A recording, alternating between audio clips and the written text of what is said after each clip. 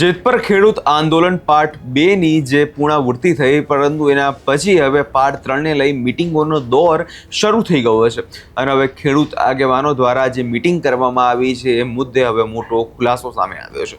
શું ને સમગ્ર મામલો તેના વિશે વિગતે ચર્ચા કરીશું. નમસ્કાર, આપ જોઈ રહ્યા છો નિર્ભય ન્યૂઝ. હું છું આપની સાથે પ્રથમ મોદી.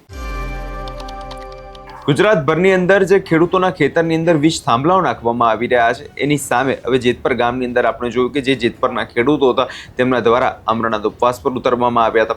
પરંતુ આ બધાની વચ્ચે જ્યારે પાર્ટ 2 ની પૂર્ણાવૃત્તિ થઈ, પરંતુ જ્યારે પાર્ટ 3 ની શરૂઆત થવાની છે એની પહેલા હવે સમગ્ર ગુજરાતના ખેડૂતોને આ આંદોલન રાજ્ય વ્યાપી કરવા માટે હવે જેતપરના ખેડૂતો દ્વારા એક મિટિંગનું આયોજન કરવામાં આવ્યું હતું. જે મિટિંગની અંદર ચર્ચાઓ જે છે કરવામાં આવી હતી, જેમાં 12 જિલ્લાના ખેડૂત આગેવાનો દ્વારા બેઠક યોજાઈ હતી. અને આ બેઠકમાં સરકાર દ્વારા વીજપોલ વળતર માટે બહાર પાડવામાં આવેલા નવા પરિપત્ર અંગે વિસ્તૃત ચર્ચા કરવામાં આવી. ઉપરાંત ચર્ચા વિચારણા અંતે વીજપોલનું વળતર આંદોલન જે છે રાજ્યવ્યાપી બનાવવાની નીતિ ઘડાશે, જેમાં રાજ્ય સ્તરે આંદોલન કમિટીની રચના કરવાની જાહેરાત પણ હવે ખેડૂતો દ્વારા કરી લેવામાં આવી છે.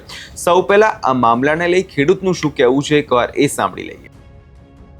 મારું નામ ઉમેશ જાકરસિંહ, ગામ જૂના ઘાટીલા, જ્યાં ટૂંકી મુદતમાં 12 જિલ્લાના ખેડૂતોના આગેવાનો અને સરપંચોએ તે બદલ ખૂબ ખૂબ આભાર બતાવ્યો અને પાર્ટ 2 પૂરું કર્યું છે. આંદોલન પૂરું નથી કર્યું. હવે પાર્ટ 3 ની ડિઝાઇન ચાલુ છે. આજથી મિટિંગનો દોર ચાલુ છે. અમારી રણનીતિ અત્યારે તો પહેલા ગામ સમિતિ, પછી તાલુકા સમિતિ, જિલ્લા સમિતિ અને આખા ગુજરાત સમિતિ, એ રીતનું અમે વ્યવસ્થિત આયોજન કરશું. કોઈ ખેડૂતને તકલીફ ન પડે અને આગળ જતા આંદોલન તોડવાની ખૂબ કોશિશ બધા કરશે. અત્યારે પણ કરે છે.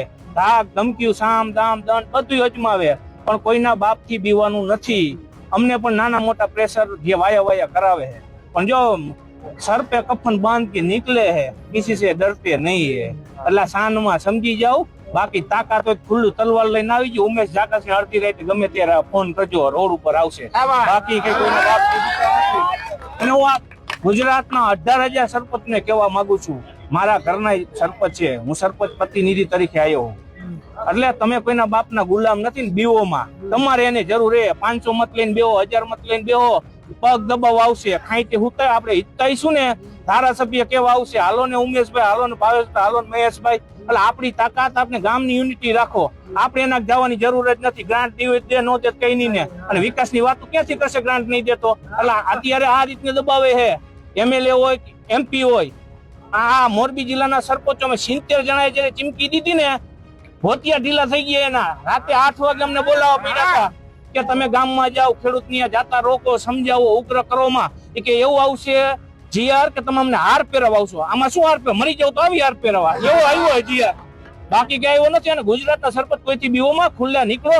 ગામ તમારે આવી રહ્યો પછી બીવાનું કેનાથી હોય? મારે 10 જણા આવો લાવું, હું દિલ્હીમાં જઈને ભડાકા કરી આવું. બીવાનું કોઈથી ન હોય.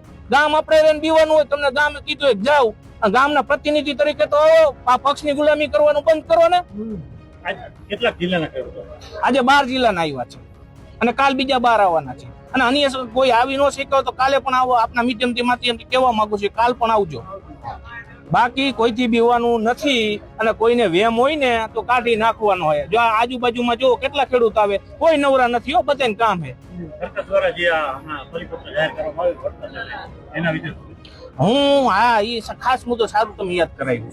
હું 18,000 ગામડાના સરપંચને કહેવા માંગુ, જે પરિપત્ર સરકાર ઉર્જા મંત્રી દ્વારા જે જાહેર કરવામાં આવ્યો ને, તમે ખાસ ગામ સભા બોલાવો અને એમાં વાંચનમાં લ્યો. આપણો જે અધિકાર છે એ તો તમે કરો. આવી નો વખત કઈ નહીં, એટલું તો ખેડૂત માટે કરો કે વાંચનમાં લ્યો ગામ સમક્ષ, અને ગામ સમક્ષ નામંજૂર કરો.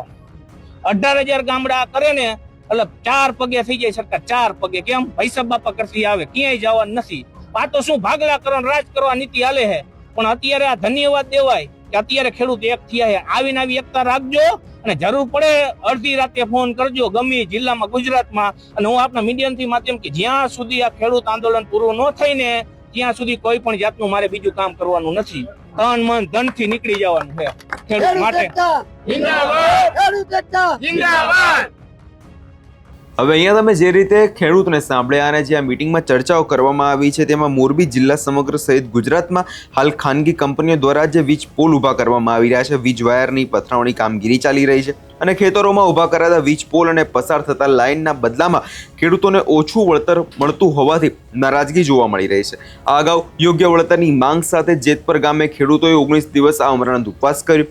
જો 19મા દિવસે ખેડૂતોની તબિયત લથડતા આ ઉપવાસ જે છે તે પૂર્ણાવૃત્તિ તેની ઉપવાસની કરવામાં આવી હતી. પરંતુ હવે આ જ બધાની વચ્ચે જે નવો પરિપત્ર બહાર આવી રહ્યો છે, નવા પરિપત્ર સામે ખેડૂતો ભારે નારાજ જોવા મળી રહ્યા છે. ખેડૂતો દ્વારા કહેવામાં આવી રહ્યું છે કે આની અંદર તો ખેડૂતોનો જ મરો છે અને એના જ કારણે પાર્ટ 3 જે છે હવે ઉદ્ભવ્યું છે. હવે આ પાર્ટ 3ની અંદર ખેડૂતો દ્વારા કયા કયા મુદ્દે ચર્ચા કરવામાં આવશે, આ આંદોલન કેટલું ઉગ્ર બનશે તે તો આગળના સમયમાં ચોક્કસપણે જોવાનું રહ્યું. આ વિષયમાં તમારો શું અભિપ્રાય છે અમને કમેન્ટ કરી ચોક્કસથી જણાવજો અને અમારી ચેનલ નિર્ભય ન્યૂઝ લાઇક, શેર અને સબસ્ક્રાઇબ કરવાનું ભૂલશો નહીં.